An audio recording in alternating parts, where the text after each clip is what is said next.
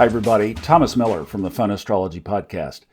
We had barely gotten to know each other when the pandemic hit, and we walked through it together. And there have been a couple of other times in our journey together where the sky just kind of stops us in our tracks, or situations around us like back then. We may be at another one of those points with what all happened last week in the markets. I'm looking way beyond the headlines and way beyond even the astrology at what all of this might represent. But I wanted to show you a few things here, and I'm at my cousin's home, their beautiful home, and I'm literally sitting with my laptop in my lap, so we'll see how this goes. I'm recording on it. But I wanted to show you some charts. We'll take a look at some stock charts. I want to look at the president and the United States. And we'll see if we can put some pieces of this together and try to make a little bit of sense of what might be going on here. First, let's just get some visuals of what's going on in the market so you can, picture's worth 1,000 words here. This is the Dow Jones Industrial Average. You can see it's been on a massive uptrend. This goes back to 2023. But we definitely have broken this top. And what you'll usually see is you'll see it come down and then do a little retest like it did here, and then now we're selling back off. But you can see every one of these, when we look back, every one of these is a key level. See that? And how it's just literally sliced through this like butter. Now, sorry, I can't walk a straight line or draw a straight one. But anyway, there's, I'm clumsy. It's not because of alcohol. You know that. But see, if it doesn't hold this area right here, then we're talking about the next level would be all the way down here, and that's a major crash. That takes us back to the end of 2023. So that's been basically would wipe out that entire bull market. Now you'll see this pattern through all these other slides.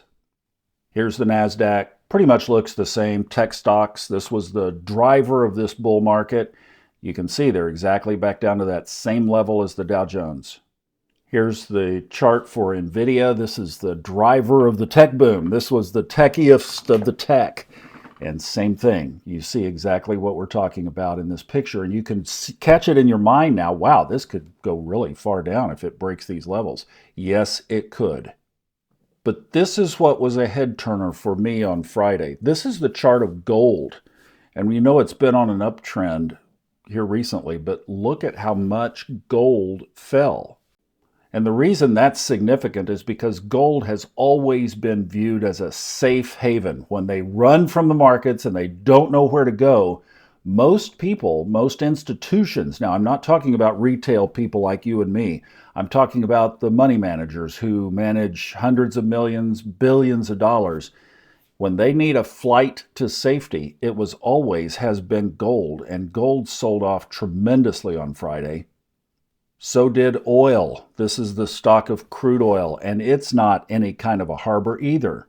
Here's one more, and this is not an economics class. This is a talk about astrology, but I just want you to see this. This is what the objective is, actually. This is a chart of the yield of the U.S. Treasury 10-year bond. And what this is looking out is what they call intermediate term money. So if you wanted to make a commitment for 10 years, you could buy this bond. You can see how it's peaked and then dropped. And this administration, and particularly the Treasury Secretary, has made no bones about that they want interest rates lower. In fact, they probably want them lower than that lower left side that you see down there. This area right here. They want them even lower than that. So they want more downward pressure on interest rates, short-term interest rates. And yes, this will affect mortgage rates, which could stimulate the housing market. It could make interest rates I don't know if they'll drop it on your credit card or not, but it could bring interest rates down on several fronts. However, the problem in doing that when they're boxed in, because you see Federal Reserve Chairman Jerome Powell does not like Donald Trump at all. So there's a war between the guy that controls the money and the guy that controls the country. Trump does not control the money. Jerome Powell does. And he is willing to balance the economy, but he's not willing to succumb to Donald Trump's demands, if you will, or suggestions. So there's a lot of tension there. So what Trump is trying to do is force interest rates down economically by going around Jerome Powell. And that's why we're feeling the pain, because the only path through is a path that basically the market does not like. Now, here is the chart of Donald Trump and the tariffs. This is Donald Trump's natal chart. We're going to look at a couple of points here. And one thing, this is in the weekly overview as well. I touched on this, but let's just look at a couple of points here. Let's circle some things. All right, Neptune is very strong because it's right on and just inside the cusp of Trump's 8th house. It is also only 5 degrees away as it continues to move in this direction from Donald Trump's natal Neptune, which is in Libra, in the 2nd house. This second 8th house axis is the money axis. This is our money down here in the 2nd. It's other people's money. The big picture, taxes, tariffs, etc., is all up here in the 8th. Now, having said that, let me remove everything and just take a look at what your eyes see from what you know astrology. What do you see in this area?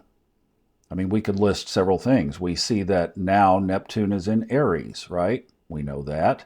The sun is also up there. And remember, a lot of the times when you have something like this, you're talking about a natal chart of that event. So this is the structure under which Donald Trump launched these tariffs.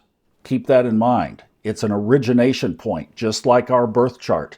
The time that we originated for this incarnation on Earth is marked obviously by our natal birth chart, and this tariff issue is marked by this chart. So we have Neptune just inside Pisces in the 8th house of other people's money, the country's money, other countries' money. Now, that right there should give you pause. The 8th house is also in zodiacal order. What does it control or rule? Or what is it ruled by? Let's just say it's ruled by Scorpio, Pluto. In modern astrology, Mars, the ruler of Aries, in ancient astrology before Pluto was discovered in 1930. So we are talking about a power-packed punch location of real estate in Donald Trump's chart. The other thing we have in there is the sun. And we also have Chiron, which is karma, which can make things more difficult. And it's right now close enough to the sun that you can call it a conjunction. This is also the real estate, this 0 degrees Aries point is also where we look back to the Civil War in the United States. We can look back to so many things also when Saturn and Neptune have conjoined, and notice that they're only 6 degrees apart now, so we have to consider them conjunct, and not specifically at 0 degrees Aries, but just whenever Saturn and Neptune have conjoined in the past. If you've been following any astrologers who are commenting on this on social media, you've seen the lists. I mean, there's the fall of the Berlin Wall, the Russian Revolution, the death of Stalin, certainly the Civil War, the U.S. Civil War. It also goes back to the Spanish Secession. That's one of the ones that comes back on an exact hit of it. Also, the Reformation, after Martin Luther tacked his note to the church door in the 1500s. That also happened under this. And that one was with Neptune and Aries. So there is this element of conflict, change, social change, all bundled in when Saturn and Neptune conjoin. And then when you throw in Aries, it adds that war component that Aries is known for, governed by Mars on the shadow side. Now, here's something we all have to consider.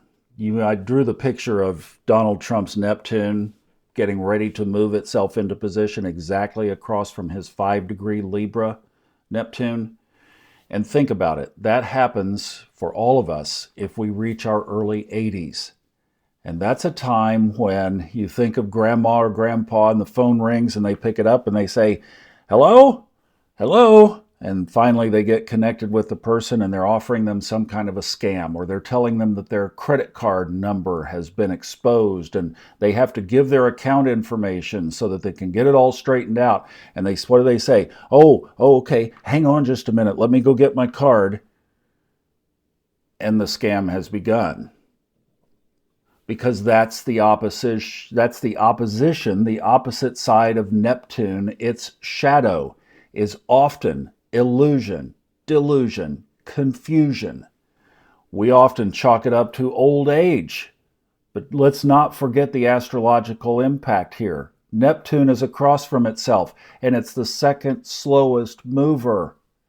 And before it moves out of orb, most people of that age bracket go on to the Neverland in the sky.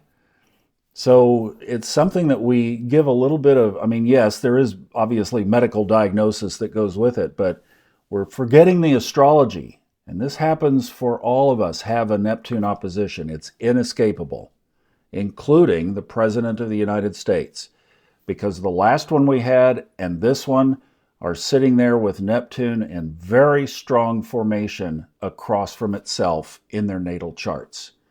And could it be that some of the perceptions that Donald Trump is having, even in this administration versus what really is 8 years ago, because we have to go back the 4 of Biden and the 4 of Trump to the beginning of his first term, we're talking about a different aspect there. Uranus was not in that orb of influence like it is now.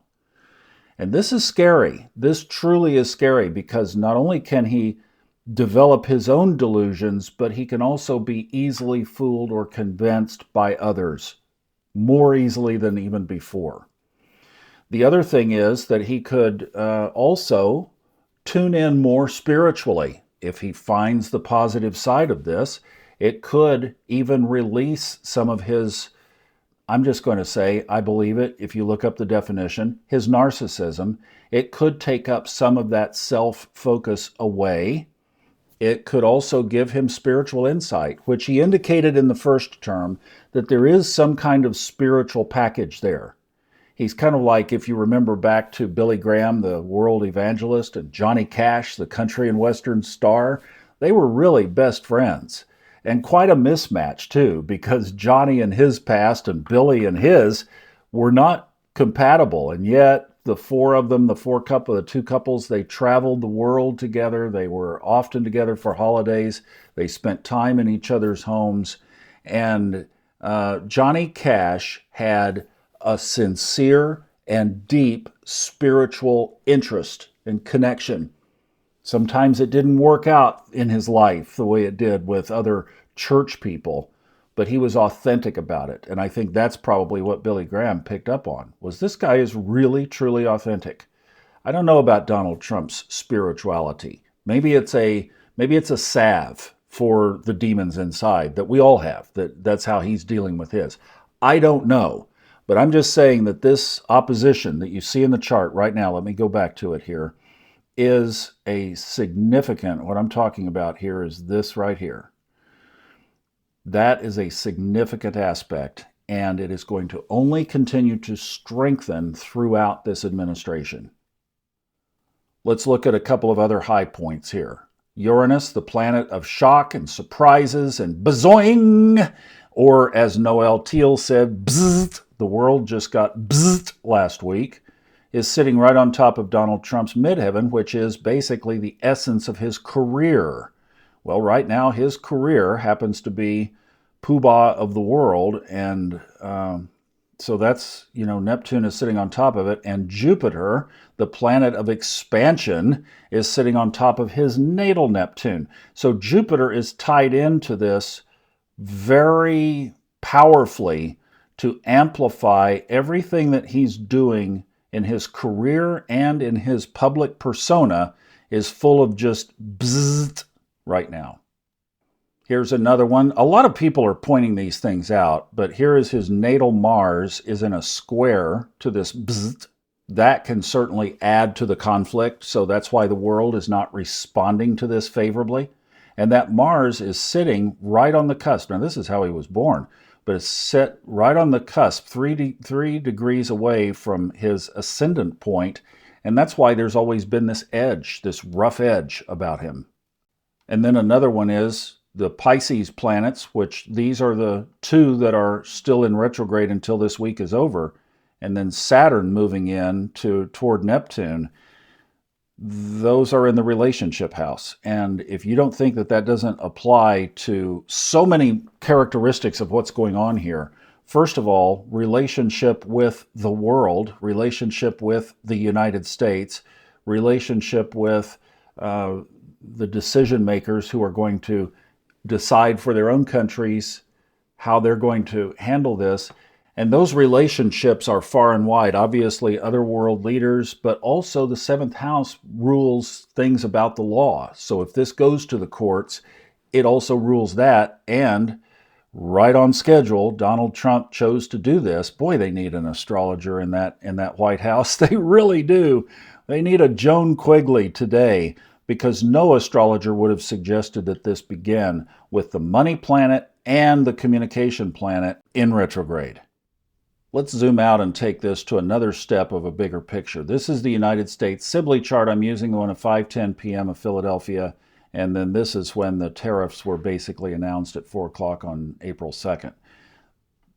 But we're still not out of the aspect in 2022 of Pluto conjoining itself. And this was the Pluto return of the United States, and we have had no precedent for this in any kind of modern history, where you've had a major superpower come to a 250-year cycle of Pluto coming back to where it was. And it's also in the United States' second house. Pluto has always been in there. That's not new. But could we radically be changing the monetary system? And this is one of the things that, let's just look at this from a transit perspective alone. Pluto in the sky is in 3 degrees Aquarius. Uranus, which is a planet of surprises and also shakeups, which was in Taurus when the New Deal was created back in the 1930s, following the 40s, following the Great Depression. But that restructuring of the United States monetary system after the Great Depression was Uranus passing through Taurus.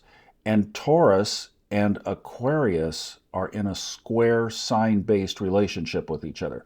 So these two are, in some kind of way, not working together brilliantly, but they might be when it comes to the idea of radical change, shake-up. Remember, Uranus is the modern ruler of Aquarius, so there is definitely a connection here. And with it being in Taurus, that is the money planet. So yes, what do we have on our hands here? We definitely have the picture in the sky of a restructuring, a death and rebirth of the United States monetary system. You can't run from that. It's right there in the chart. It is as plain as it can be that that possibility exists. Okay, so what would that mean? What would that look like? And then most importantly, what would we do? Well, first of all, everybody has their own unique situation. So don't go looking to Twitter for answers. Don't come to this podcast for answers. Here is where your answers are. They are right inside you, in your soul, connected with your intuition. So the number one thing is if you don't have an intuitive practice, please start to develop one, start to practice one. I think a lot of things that we do can create blocks. So you have to make sure your channel, your portal is open. That's the first step. Asking, intending, developing a daily communication with Source. That's another. If you already have that practice, now is a really good time to start asking from a non-fear-based, objective perspective. What am I to do here? Is this even an issue? Is there action to be taken? Don't go to the emotion side of this. Should I be fearing this? Should I be afraid of this situation? No, we're going to work a plan that works for us, that is our individual, customized for our soul path plan. And that's how astrology can also guide us, because that can be in your chart as well.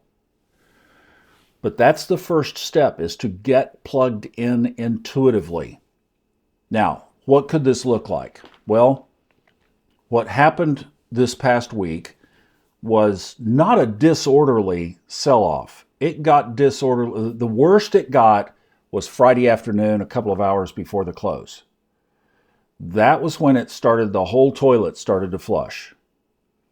That may continue into early next week. Kristin has Monday as not a lucky stars day, and then Tuesday and Wednesday are. So it could be that Monday is another flush out day. And this stuff is getting scary. I mean, the pain when you open up your account and you realize this is my life savings, and it took all year to get up to this point, and now in 2 days it's all basically gone, back to where it was. Okay, it's not gone, but we could be in a dynamic here where there is a spin cycle that gets away from world leaders. This is very possible. And that could not only be from the initial action of the President of the United States under Mars and under Mercury and Venus retrograde, not the best timing. In fact, the timing sucked, let's just put it that way, astrologically. But it's done and it's out there. Well, now the world leaders have to respond. They're going to be responding at least over the weekend up until Monday morning under Mercury retrograde. But Mercury is still very strong, and it doesn't get out of the shadow until the 16th, I believe. So another 2 weeks almost before Mercury is back where it was before it went retrograde, and we can officially close the shadow period and say that Mercury is in completely unbiased forward motion. So this is going to be a tenuous, pensive couple of weeks as everybody is responding to something that was created under a Mercury retrograde. So if this spins out of control, and if this does progress along the lines of that this is the domino trip that is going to start some kind of great economic reset, what would that end up looking like? Well, the greatest risk, and this is something that most people cannot get their arms or their minds around, but it's something that I wanted to just mention because it is an economic possibility. My dad was an incredibly reputable retail stockbroker from back in the 1980s. I've listened to this from him for my entire life until he passed, that he would say that the greatest challenge or threat to the United States economically is if foreign countries who have supported our debt begin to release our debt. They sell our bonds. Interest rates would go through the roof. Prices would escalate. It would be a perfect economic storm. The US dollar would crash. The value of your money at the grocery store would be almost minimal. Prices would be incredibly high for everything overnight.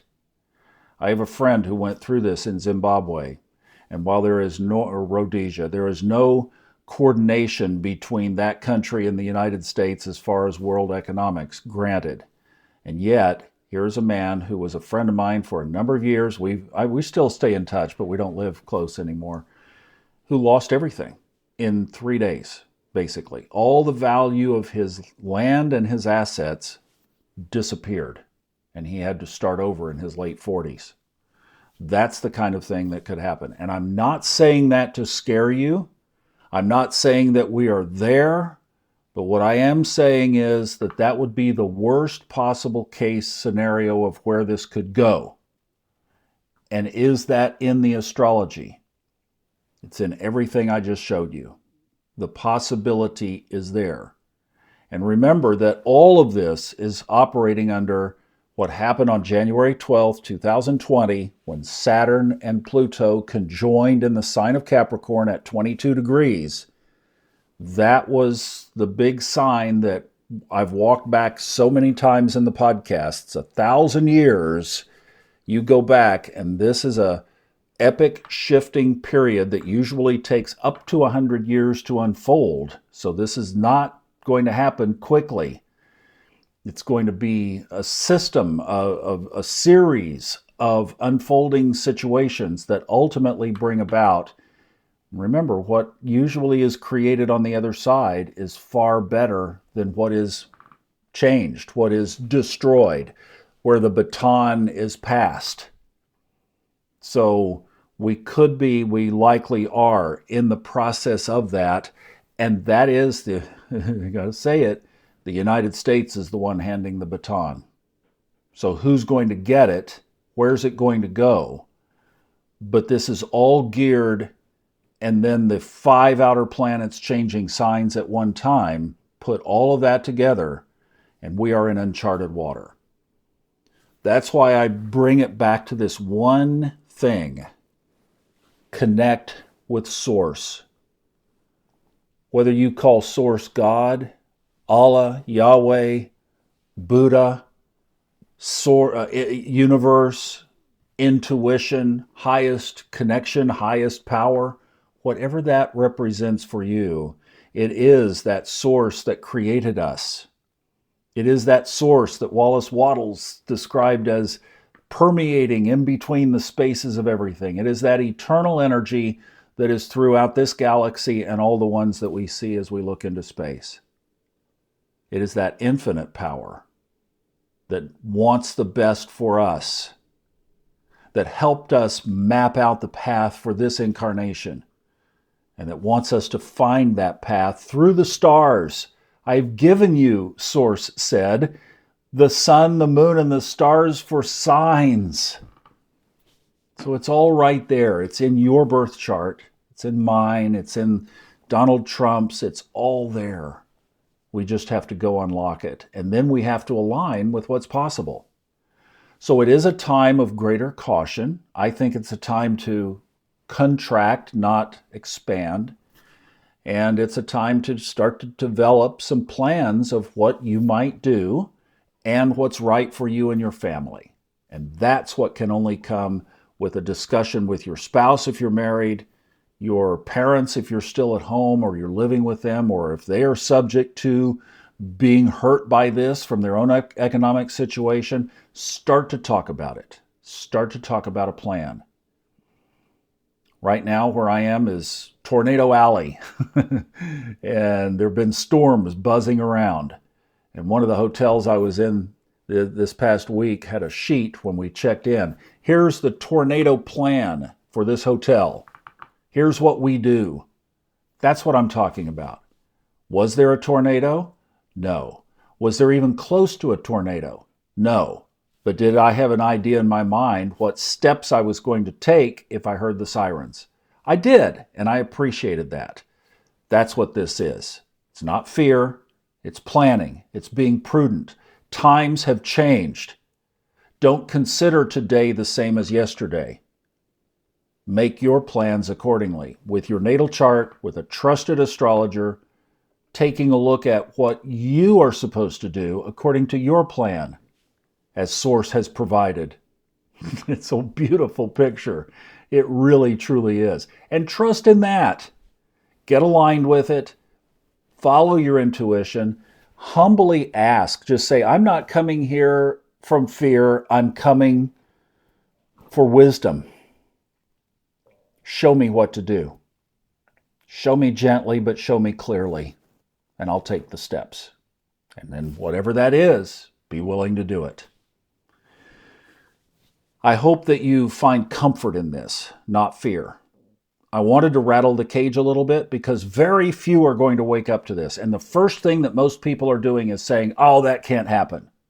Okay, I get it. I get it. I will humbly disagree. It could happen. It's in the chart. Economists are talking about it. Go ask AI if this is possible and see what answers you get. So it's time for us to change our thinking a little bit. The plan, the crash, the 2 days, Thursday and Friday, was more aggressive than expected. So let's take that as a sign to be wise, and we'll go from there together. I'll see you on the podcasts. Thanks for your time to watch this. I appreciate it. Share it with a friend if you feel that it's appropriate for them to watch and they might be open to this. And certainly if you haven't subscribed to the channel, I appreciate you doing that as well. We'll see you next time. Take care.